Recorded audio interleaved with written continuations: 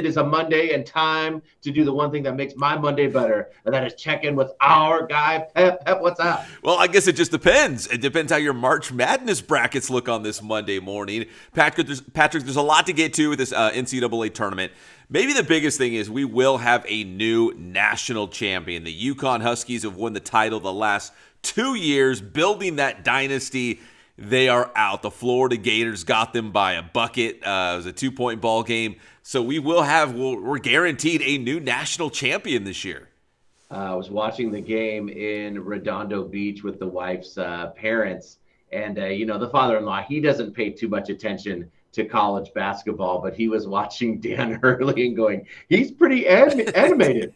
I go, oh, yeah. I go, that's kind of his thing. He's not going to take this loss well. And we're also watching Clayton Jr. just hitting those threes. I mean, when he came down the center of the court, busted to the right, it's like newsflash, UConn. He likes that spot. Yeah. You might want to do something about that, right? After the first time or two. Huge threes, man. I mean, they were just daggers, dude. Yeah, Florida's tough, man. Like, a lot of people have Florida winning the whole thing, so I totally get it. The Florida Gators are very, very good. And UConn, I think, what were they, like a 7 seed or an 8 seed? Like, they weren't highly seeded. But again, if you're the 2-time national champions, you've got your head coach back. You feel like, I mean, they almost beat Florida, but you feel like they would have been deep into the brackets. But anyways, we will have a new national champion. In fact, the last time we had a team win a three-peat, it was UCLA in the late 60s. So, like, this rarely happens, and UConn had an opportunity. I know they lost a lot of guys to the NBA. A lot of guys went pro. But, yeah, the UConn Huskies are out officially. In March Madness, it's damn near impossible to go back-to-back. Yeah, especially this day and age when guys are only there at your school for a year or two, and then they move on to something else, or they're constantly transferring. And Patrick, this might be a direct result of NIL, the name, image, likeness, that when you look at the Sweet 16, that's what we're down to, the Sweet 16, it's basically the big conferences and basically all the higher seeds. Like, there's no Cinderella story this year. I know Colorado State was on the verge of knocking off the Terps of Maryland. That didn't happen. I knew New Mexico gave Michigan State a battle. That didn't happen. But when you look at it, there's 7 SEC teams, 4 from the Big 10, 4 from the Big 12, and you got Duke. So really, it's like these big schools that probably have a lot of NIL money, they're getting the best players. And look at the Sweet 16. There's no fun Cinderella story. They're all like huge heavyweights. I do love it, though, that it happens so quickly. You know what I mean? That's one of the things that pulled the father-in-law in. It's like we started with, well over 60 teams. Boom, we're down to the Sweet 16.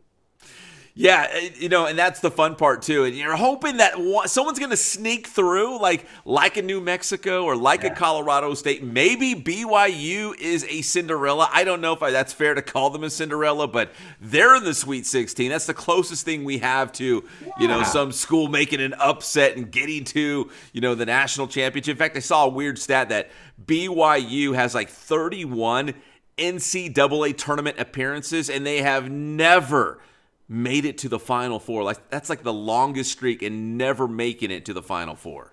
Yeah, just making the Sweet 16. I know you're not supposed to just say that's an accomplishment, but damn it, it is. It is. It is a big deal. You're one of the 16 best teams in the country. And at this point, just like the round of 64, the round of 32, like anything can happen. On one given night, you might not be the better team, but it only takes one night for your opponent to have an off night, and you have the best game of your life. That it only takes one. Get a couple huge threes. Yes. Boom. Yes. So I don't know how everyone's brackets out there are doing.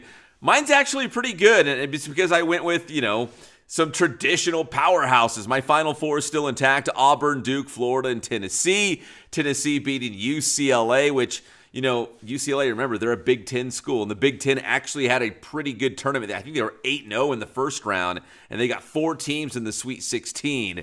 So my Final Four looks pretty good. But again, I didn't go out on a limb and pick like a New Mexico or someone making it, to the Elite 8 or Final Four. I did with North Carolina. That is my one out on a limb choice. You're going to have to wear that one, Patrick. Yeah, I know so here we go to the Sweet 16. But, it's just a bunch of blue bloods, a bunch of college basketball heavyweights that have advanced. So as we get ready for the Sweet 16, this week also marks the start of the regular season for baseball. Unless you're a Dodgers fan or a Cubs fan, you already got a couple games in the books. But for everybody else, here we go. And the Dodgers getting ready for their domestic opener, I guess you could call it. And for the Angels, their season opener as well. They're playing each other right now in the exhibition Freeway series. Dodgers won last night, 7-1 at Dodger Stadium. Patrick, I hate to say it, but it's the same old Kenley Jansen. Remember, the Dodgers got rid of him a couple seasons ago because he would just kind of blow up in the late innings. Well, now he's on the Angels. And what did he do? He took the loss against the Dodgers, giving up a couple runs. So, same old Kenley Jansen. Doesn't that kind of make the Dodgers look decent? I mean, every time he came in the game towards the end, I mean, it was like, time to bite all your fingernails off. I know. Every time he entered the game, I'm not even a Dodgers fan, but every time he would enter the game, I would get nervous for the Dodgers because you just never knew if it was going to get sideways really fast with Kenley Jansen on the mound, and it sure did. Now that he's with the Angels, he took the loss against the Dodgers. They'll play 2 more games tonight and tomorrow night at the Big A, and then they'll go into the regular season. But a Dodgers note here, Patrick. Mookie Betts is still not back. He's dealing with some strange illness. He said he can't keep any food down. Like, as soon as he eats, he vomits. Like, he, not to get too graphic here, but he can't keep anything down. He's only drinking smoothies right now. He's lost 15 pounds. They don't even know if he'll be ready for when the Dodgers open the season against the Tigers on Thursday. So it's kind of a strange illness that's gone back several weeks now with Mookie Betts. I mean, is this something where he got sick before they went to Japan, or this was in Japan? No, I think they said it was in the United States, like at Cactus League play, and he went to Japan. He went to the Tokyo series hoping his body would kind of figure it out, and it didn't, and they sent him back home. And now they don't know if he'll even be ready for Thursday, that he just can't keep any food and can't keep any weight on because he's basically only drinking smoothies. From what I read, he feels pretty good. He just can't eat. What a miserable flight that must have been all the way. We know how that is. My goodness. But here we go with baseball, Pat. Here we go. Opening day will be Thursday for most teams. As I mentioned, the Dodgers will take on the Tigers. In fact, they'll probably take on Tarek Skubal, the American League Cy Young winner, on Thursday. And the Angels will open up on the road at the White Sox, who were historically bad last year. So hopefully this will be a chance for the Halos to get off on the right foot in 2025. Everyone has hope right now. Even those White Sox fans are like, something could happen. Yes, right? Something could. Then after the first weekend, you're like, oh, no, hold on. We're back to where we started. We're the same old team, but you never know. You're right. At this point of the year, everyone feels pretty good about themselves.